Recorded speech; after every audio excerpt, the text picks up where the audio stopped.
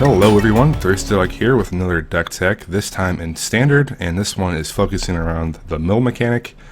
Yes, I know mill typically does not work very well, and this one might not be very different, but so far the games I've played have been a blast, and it is really cheap. So if you're looking for a fun, different way of type winning deck for really cheap, this is one of those decks. As you can see, it has actually a decent amount of creatures to it, which not only help defend you to stave off any attacks from your opponents, so you can get your milling done, so you can actually win, but a lot of these creatures actually provide a very useful mechanic themselves to help you generate clues and make enchantments easier to cast. As you'll see in the list here, there's actually a lot of enchantments. So let's go ahead and start taking a look at the deck with the creatures. First creature we got here is an Erdwall Illuminator. It's a 2-drop with 3 of them. 1/3 flyer, decent. It's got flying, so it helps with defending against flyers. Decent body, and also whenever you investigate for the first time each turn, you get to investigate another time. So you're virtually doubling your output of clues, which is very important. You have a 4 Herald of the Pantheons, the 2-drop 2/2, which is great because we have lots of enchantment spells and it lets you cast them for 1 mana less. It also has an additional bonus, which is great. You gain a life every time you cast an enchantment spell, so you get to delay the game a bit more. And we have 3 Manic Scribes, 2-drop 0/3. Not very great there. It can help defend early in the game, but its main place in this deck is to help mill. That's all it really does. Comes out in the battlefield, you mill 3 cards, but also if you have Delirium enabled, which you can in this deck, it doesn't happen very often, but when you do, you get to mill an additional 3 cards at your opponent's upkeep. So that's pretty cool. And we have 2 Briarbridge Patrols, the 4-drop 3/3 that lets you investigate every time it deals damage to 1 or more creatures. And also, as you can see, we have a Kozilek in this deck, and a Briarbridge Patrol will let you cast Kozilek or any other creature at the beginning of your end step if you have sacrificed 3 or more clues. Not just your end step, but your opponent's end step as well. But it doesn't really matter when you're cracking your clues anyways. So the main purpose of Kozilek in this deck, as you can see, you're probably not going to cast him. There is some ramping in this deck, but he's basically there so you can get him out as a 12/12 body who is kind of an alternate win condition. You can cast him, and when you do, you get to get another handful of cards in your hand, but he's basically there to defend as well as an alternate win condition of menace attacking. So the bonus that he's got is you can sometimes be able to counter spells. So you get to discard a card with converted mana cost X and counter a spell that your opponent's casting for that same cost. And then in the middle here we have a Forgotten Creation.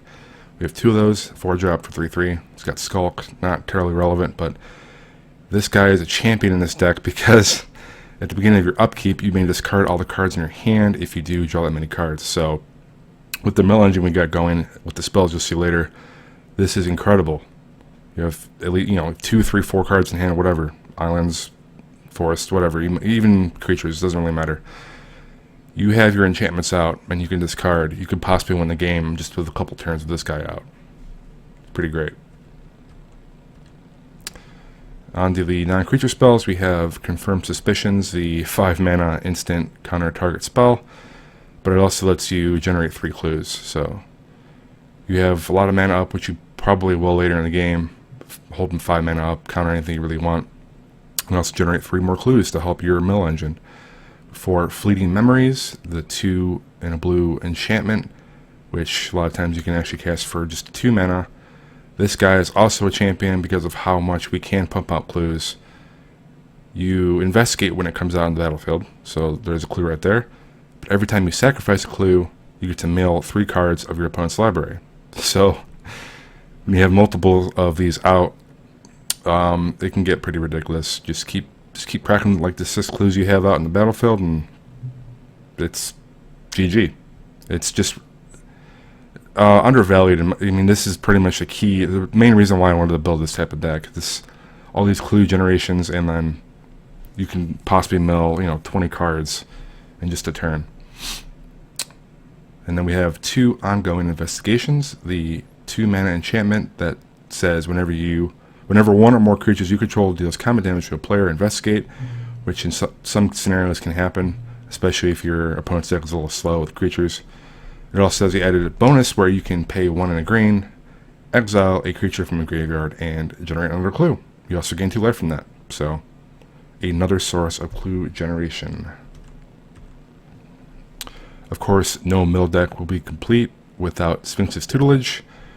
Whenever this rotates out, I don't know how this kind of deck would be built. I guess it depends on when, what type of mill support is in the next sets, but this guy is also amazing.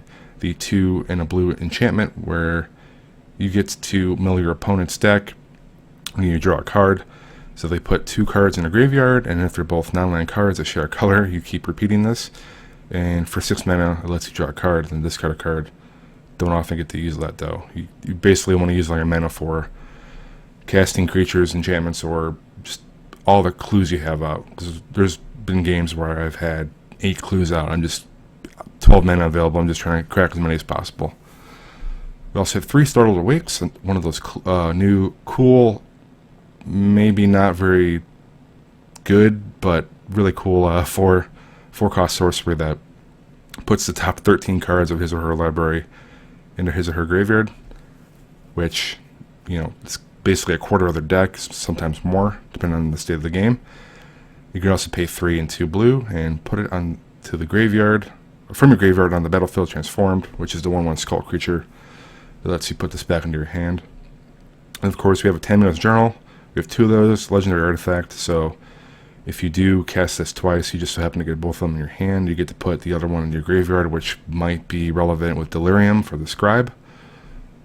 But basically, you just keep generating more clues off this. Beginning of your upkeep, investigate. You can also go searching for something if you have 3 clues out and you want to tap and sack. Go find a card and put it in your hand.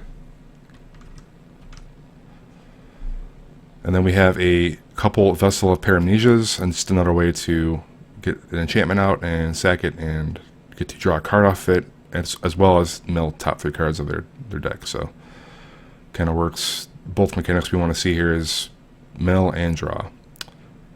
It's not terribly important, but it does kind of fit the theme of the deck. And then we have 3 Wording Woods, which may seem kind of weird, but again, it pumps out a clue and helps ramp our mana up so we can keep on cracking as many clues as possible, as well as a little bit of mana fixing, which can be useful in many cases.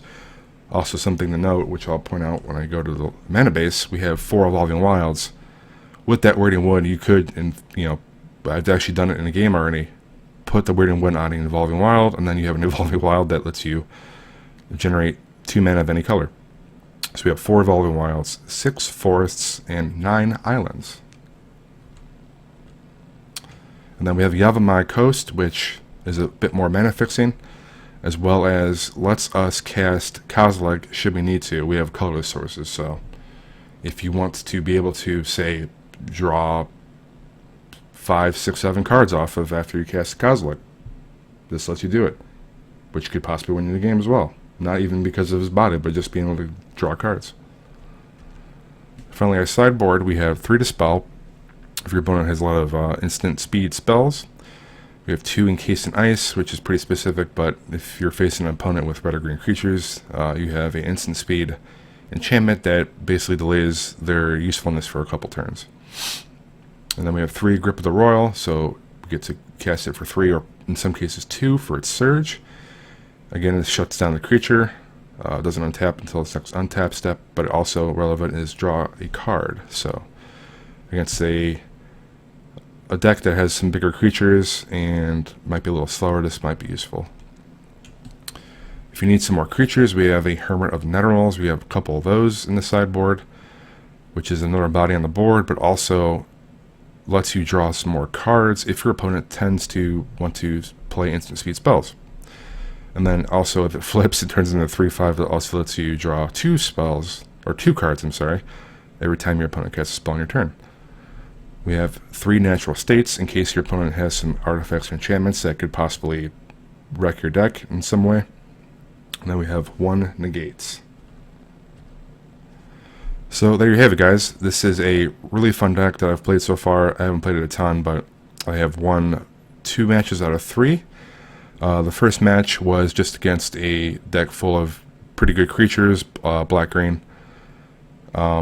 Second deck was a mono-red aggro deck that I lost that match 2-0. It was just too fast. Like I said, obviously all decks have their poor matchups, and that was definitely one of them. It just took a little too long to get stuff going. And then the third match, it was a black-green Eldrazi deck that, well, it was pretty powerful. The mill engine, if you get it going, is just insane. And the main reason why I call it insane is, you'll see in a second here, I'm going to go ahead and show a replay of that match, let you guys see how it plays out. At the end, you'll see what I'm talking about. Alright, this is game 1 of our third match of our blue-green mill deck in Standard. Go ahead and do the replay for you, kind of walk through what's going on here. So, Blister Pod, and I got a couple Sphinx Tutelages, was great, some good mana to start off. And I'm just going to go ahead and play the Scribe, get a Defender out there, and start the milling. See, it does some work with blocking. Get the Herald out, which we get the great enchantment casting advantage now. We don't get the benefit of doing damage to the player at the moment, but we do get to cast both Tutelages. Another Blister Pod. And you can see he's still not attacking, so we get the milling process going. Get the cast of Fleeting Memories, get another clue, or get the first clue, that is. And start a bunch more milling. A couple Tutelages out, it's great. Just sit back and wait. We can now cast our Weeding Wood on our Evolving Wilds, which I mentioned earlier in the deck tech that is one thing you could do, which is pretty great. And I get to cast another enchantment, some more clues. Get to crack those Fleeting Memories, doubling off along with the Sphinx's Tutelages. And we're still just sitting back. Down to 19 cards already. Gonna crack some more. I'm sorry, first cast our Forgotten Creation, then crack a clue. Then hold back, and since we have our Forgotten Creation out, we can just toss our cards in hand. He transforms as Abby, but it's not really relevant. It's obviously scary to be facing an Abby, but his life total is irrelevant, and so is ours, really. We toss our cards away, and we won the game. Alright, game 2 of the match against our black-green Eldrazi opponent. Starting off with OK mana, get to cast our Illuminator for Defender. And we can actually start doing some damage too to start generating some clues. Cast our Ongoing Investigation and start doubling our output. Get 2 clues off the 1. Opponent cast Equip with Right, not really relevant at the moment. Finally get our green mana, and we can start firing off with our Pantheon. Get our Tutelage out there. Get 2 more clues from the flyer. And he destroys our Tutelage, which kind of sucks, but what can you do? Get 2 more clues though. And we get another Defender out there with the Briarbridge Patrol. Get some more Pantheons out there. More clues. Get a Scribe, another Defender. We're not even close to Delirium yet, but getting our body out there. We have 2 Herald Pantheons out there, so we can double up Weirding Woods for only 1 mana each. Gladly take advantage of that.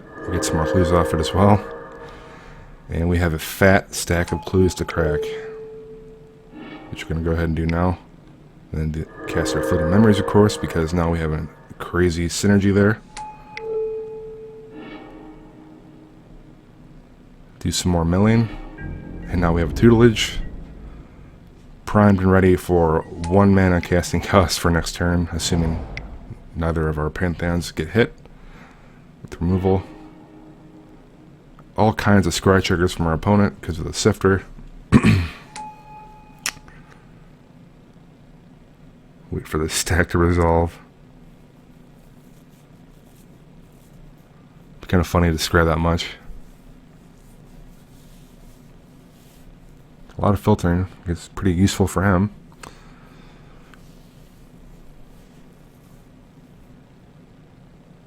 This part of the replay is taking a while for some reason.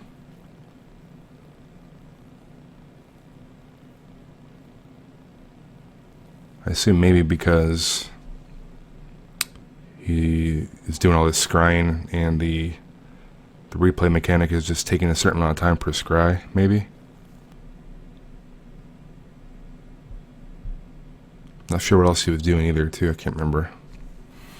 Because he only killed 4 creatures, so I don't know why it took this long. Alright, well, apparently Magic Online is broken with this particular sequence of events for whatever reason. I actually tried restarting it, and it went back to the replay, and it's still doing this weird state of being stuck, and it thinks the game has actually ended. So, as you can tell, a chat occurred between the opponent and I, and what happened was, I believe the turn after mine, after I cast another tutelage, is I get him down to 1 card, and he draws his card, so he's got no cards left in his library, and sure enough, he casts an Inverter of Truce. And at that point, I started chatting with him, because I was like, that is great, because I would have never expected someone to actually have that in their sideboard. I guess it makes sort of sense. I don't know. Like, maybe that's part of his game plan, but it just so happened to work perfectly for him. So he casts it, gets his library back from his graveyard, and at that point, it kind of seems like game over for me, but because my mill engine was so strong at this point, I don't remember exactly what I had out as far as enchantments. I may have had multiple tutelages and memories out by then. But even with the, I don't know, close to 50 cards back into his library, and even with the Westfell Abbey out, and the Inverter of Truth flyer, I was able to chump enough with the flyers that I had. I actually had enough clues and enough interaction and synergy to mill him out again. So this deck actually milled the same deck twice in a single game. So that was what I was referring to earlier. I wish you guys could have seen it. I know it might be hard to believe that that's what occurred, but that's definitely what happened. Take a look at chat. Yeah, so that is the blue-green mill deck in Standard at the moment. Go ahead and give this deck a try. It's extremely cheap, especially online. Only 7 ticks. In paper, I believe it was 44. And so far, I've had enough fun with it. Of course, if there's lots of mono-white humans you're facing, which you probably are in paper, then it might be a bit of a problem. You're probably going to want to change your sideboard out. Probably want to splash some black, get some languages in there or something, but you shouldn't have a problem with the Waiting Woods, especially with mana. So that has it for you guys. I hope you guys enjoyed this deck tech. Catch you later.